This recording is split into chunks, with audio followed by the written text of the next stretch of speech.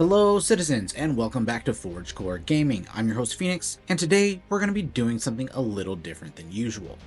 For the first time ever, I'm pulling back the curtain and showing you my entire fleet, why I own what I own, how it all fits together, and what roles each ship plays in the verse.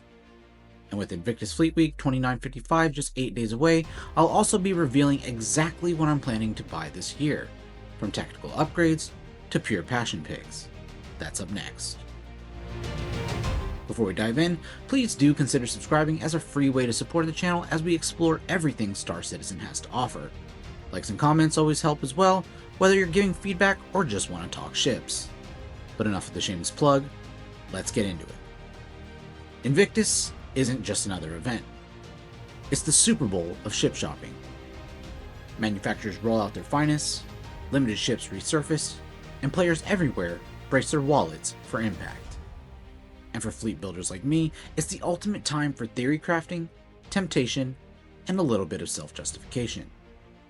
Unlike during previous events, however, my fleet has rounded itself out by quite a bit and has gotten to the point where I'm just not interested or not in need of any more additions. Any further purchases are strategic. They're calculated. But to understand the logic of what's needed, we have to take a look at what I already have. And for the sake of organization, I've gone ahead and split up my fleet into 4 separate categories. Those being LTI tokens, the Untouchables, the Perfectly Expendables, and fleet staples. Starting off with my LTI tokens, periodically CIG publishes a direct-to-flyable or usable vehicle or ship that skips any form of concept sale and often comes with a reasonable low price tag and lifetime insurance during their first 30 days. Anytime that happens, I pick a few up to use as LTI tokens as a base for upgrading into ships I know I want to permanently add to my fleet. Currently in my inventory, I have 2 base Atlas mech suits and 1 Atlas Geo. Each of these has lifetime insurance, which, for those of you unaware, carries on to whatever ship you upgrade to using the Atlas as the source. Enough about that though, let's move on to the next category of ships, the Untouchables. Up first in this category is the Drake Golem, which, I'll be honest, I don't really like. I understand it has its use cases and would be great for fleet mining operations in coordination with other org members, but for me, the appeal just simply isn't there. The only reason I'm keeping it and why I bought it in the first place is because my brother intends to join Star Citizen, and the Golem is part of the lifetime insured starter pack I purchased from when he wants to join. Next up is the Intrepid, also an LTI starter pack, which I purchased for myself because I'm really fond of it as a point A to point B ship. It really is a fun ship to use, despite its obvious shortcomings when it comes to combat. This is just one of those picks that makes sense for me, but it doesn't have to make sense for you. Up next we have the Mirai Guardian, which, since its release at the initial launch of the 4.0 preview, has been my go-to #1 favorite daily driver.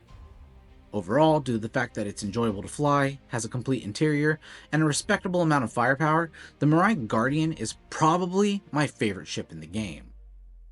I know there are several reasons to dislike it, but again, it doesn't have to make sense for you. It's my fleet. Moving on, we arrive at the Starlancer TAC, which is slated to be released during Invictus and is considered, or predicted to be, one of the premier stars of the proverbial show, provided CIG doesn't bust out something crazy that completely overshadows it. I chose the TAC because of the fact that it is likely one of the most well-equipped ships under 100 meters, which technically keeps it in range of being a feasible daily driver. It has just enough of just about everything to justify its frequent use. Up next, we have the Carrack from Anvil Aerospace, which, I'll be frank, I'm not a huge fan of due to its relatively fragile hull. This thing needs a couple of meaningful buffs before it becomes viable in my opinion. But it's untouchable in my fleet because I have a CCU from the Carrack to the Misk Odyssey, which we'll discuss here in just a bit. Now that does it for the Untouchables, but let's go ahead and move on and take a brief look at my Perfectly Expendables. First up, we have the Misk Prospector, which is a fun little solo mining ship that is a strong candidate for players wanting to get a foot in the door of industrial gameplay loops. Though this isn't going to make you any wild fortunes, it serves as a ship I can use for when I want to take it easy and have a relaxed play session while still being moderately productive. That theme continues into the Misk Fortune, which is a single-seater salvage ship that differentiates itself from the Vulture by way of conveyor belts that auto-unload your RMC hopper, which translates to a very relaxed experience if you decide you want to go out salvaging. In essence, I hold on to the Prospector and the Fortune mostly for when the next and last wipe happens at the launch of 1.0 when all of our money resets. Basically, they're just an insurance policy for when I need to rebuild my coffers. Next, we have the Mark II Super Hornet. This exists in my fleet solely for those oddball times when I'm craving fighter gameplay and the Guardian just won't cut it. I'll be honest though, this is the least used ship in my fleet besides the Golem. It's not an insult to the Super Hornet by any stretch, it's just more of a statement of how I prefer to play the game. Next up, we have the Anvil Paladin, which I bought on a whim during its initial concept sale because, well, at the time, I was obsessed with medium-sized ships, and this looked like a viable replacement for what the Redeemer used to be.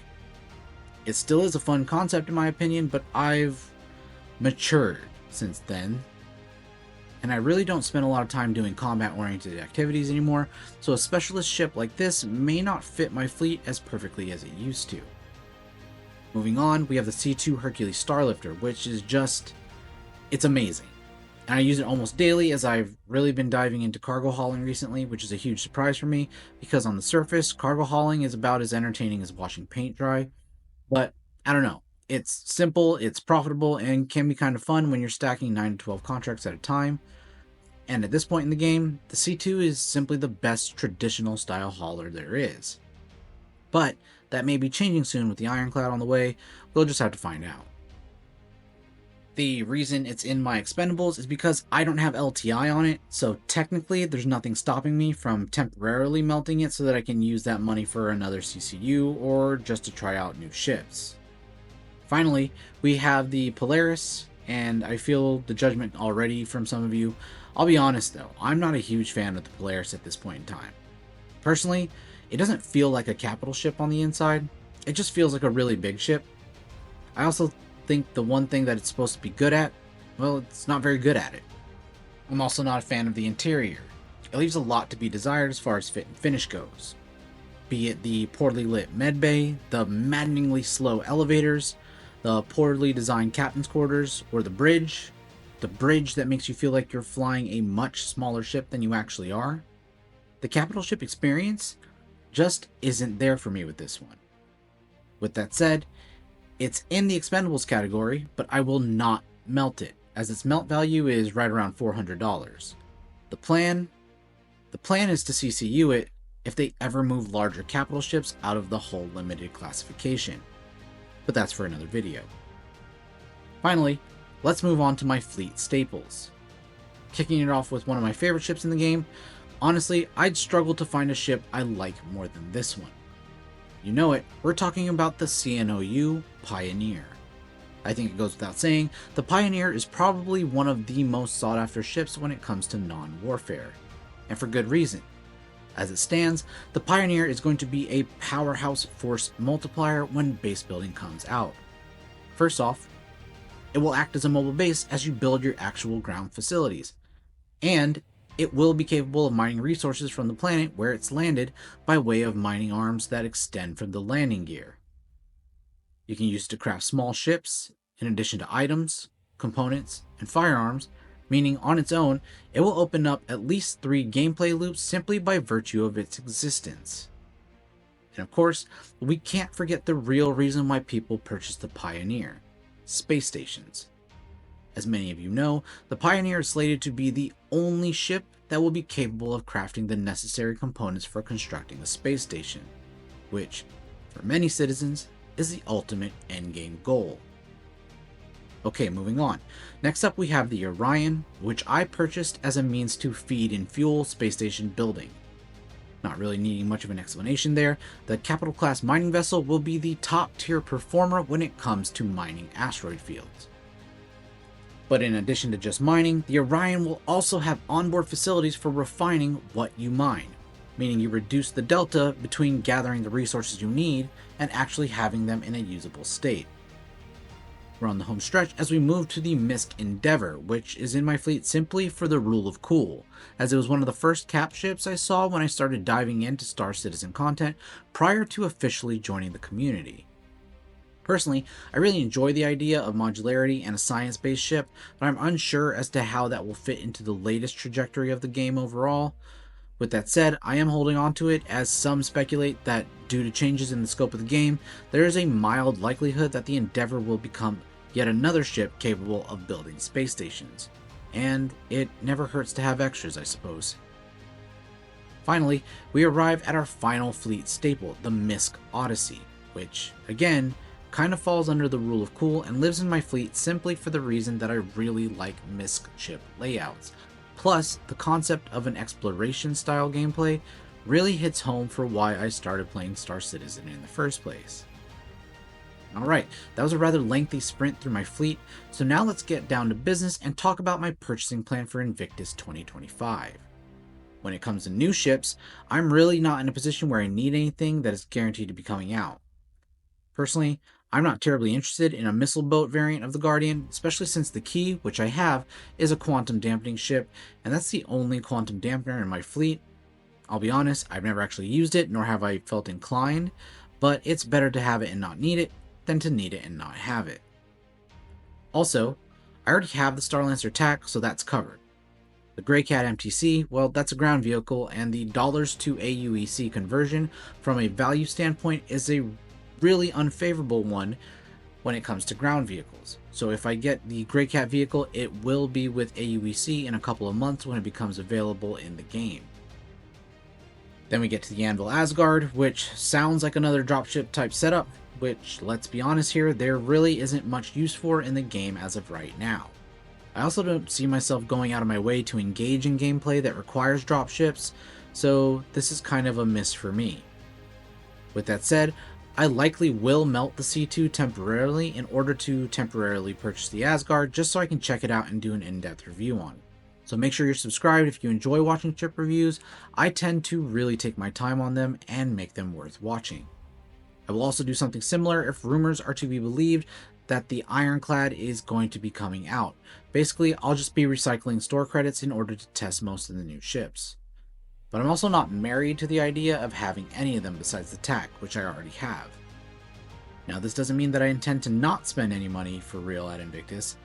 No, I'm too addicted to this game to make that kind of promise. Especially with all of the recent breadcrumbs that CIG has been dropping that the Idris might be coming out. And before you get upset at what I just said, it's possible. It is absolutely possible. And at this point, it feels probable with all the little clues players have been able to gather. With that said, I will not, I repeat, will absolutely not be just buying it outright. The only way I would get the Idris is if it came out and they removed the status of Hull Limited. And before you get angry at that, let me frame my logic as to why that might happen. Everyone is familiar with the concept of pay to win. Furthermore, everyone is familiar with why that is a terrible way to design a game.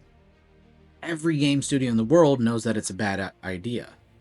Up to this point, I think CIG has actually done a fairly decent job at preventing a pay-to-win ecosystem, and you can disagree with me if you'd like on this, that's just my opinion.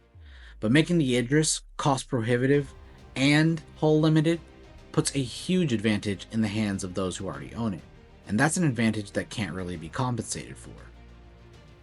Now, it makes sense to make it hull limited while it's still in concept, as they wouldn't want everyone getting an Idris at discount rates.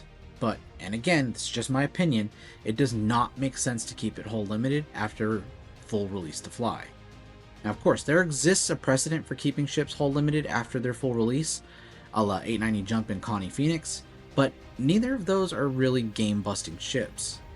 The 890 is a really weak ship for its size, and the Phoenix, well, that's just a Connie. And I suspect it's Chris Roberts' favorite ship, so he just wanted some level of exclusivity to it. Be it as it may, there also exists a precedent to remove the status of hull limited as a ship goes through its full release, i.e. the Polaris. So from where I'm standing, it's very much possible. And if it does come out, and if it is no longer hull limited, my plan is to upgrade to it from the Polaris. and I'll be doing so by melting a couple of ships I don't use and using the store credit. Other than that, my only plans for purchasing ships at Invictus are to play the CCU game. I have a couple of goal ships that I'm trying to get a deep discount for, and Invictus and IAE are usually the perfect times to do it. And if you're not familiar with the CCU game, I'll be publishing a video on how to do it in the next few days, so make sure you're subscribed, plus turn on notifications so you don't miss it. But alright, that's it. My big goal for this Invictus is to spend as little money as possible, but make a couple strategic moves in order to get my hands on the Aegis Idris if it comes out, and the required pieces of a CCU chain that I've been working on for a few months. If you've made it this far in the video, let me know what you'd add to my fleet. What would you take away? Also let me know what you'll be looking to purchase during Invictus 2025. I'd love to hear from you. As always, thank you all very much for watching, and I'll see you in the verse. Phoenix out.